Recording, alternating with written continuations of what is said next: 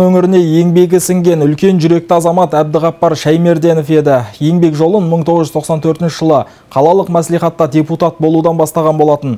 Ел мерейін үстем еткен рухани астананың құрметті азаматын еске алуға зиялы қауым өкілдері, әріптестері мен достары қатысып, өзі іргетасын қалаған Қуаныш сауда орталығында ескерткіш тақтайша ашылды.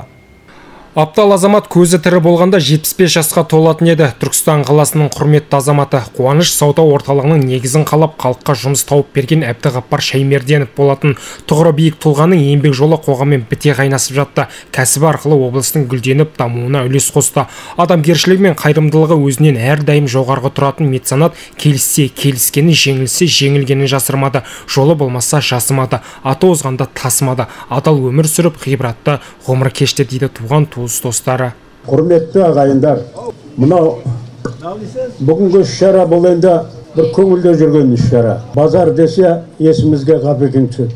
Қай жерде болмасын, базарға барып, ас-ауқат алып, балаларға әйтеуір қуантып бірнәрсені алып атсақ, осы Әбдіғаппар Шаймерденов қасымызда жүргендей болады. Ғапекеңменен енді мен жолдастық қасиетіміз, отбасылық қасиетіміз жақындау болды. 96 жылдары ел дағдарысқа түсіп, қайда барарын білмей қалған кезең болды. Оны мынау ересек азаматтар біледі. Тоқырауға түсіп, я алға кетерін білмей, я артқа кетерін білмей, я жұмыс жоқ, елдің барлығы қап арлап, қайқа барарын білмей, қатты бір күйзеліске түскен кезеңде мен қалалық әкімдікте отырған болатынмын. Сол арқа сүйейтініміз осы Ғапекең еді. Басқа жер жоқ енді. Тиын сұрайтын адам жоқ. Оған бет те жоқ. Оған оларда жоқ екенін біз де білеміз. Болмайтын бір 30 мың айлық беретін бізге де о кезде. Қазір ғой қазір миллиондаған айлықты алғанда ойланамыз. 30 мың әкімнің айлығы о кезде 60 мың теңге тұғын. А біздің айлықтарымыз, кейбір мамандардікі 30 мың, біздің айлықтарымыз 50 мың одан аспайтын. Ал енді сондықтан Ғапекеңнің жатқан жері жай, топырағы торқа, қай уақытта болса да арамызда, көңілімізде күліп жүрсін. Бейнесі көңілімізде әлі, сол күліп тұратын бейнесі әлі көңілімізде тұр. Сондықтан баршаңызға рахмет. Бүгін мынау ұл-қызына рахмет. Әсіресе мынау Дүйсекең қосыған басшылық жасап, мынау балаларға олай етіңдер, бұлай етіңдер деп. Қандай өркендеп кетті мына біздің базарымыз қазір. Барлығы салай үлкен павильондар, керемет, ішінің бәрі жылу. Сондықтан арты жақсылық болсын деп тілеген азаматтардың тілеуі міне орындалуда. Рахмет. Сондықтан бүгінгі жиын өте бір орынды жиын, жалғасын таба берсін.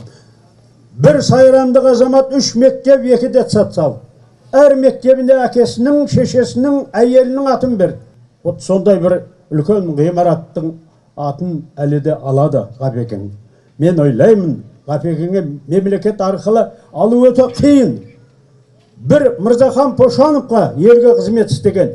Мен 12 жыл жүрдім.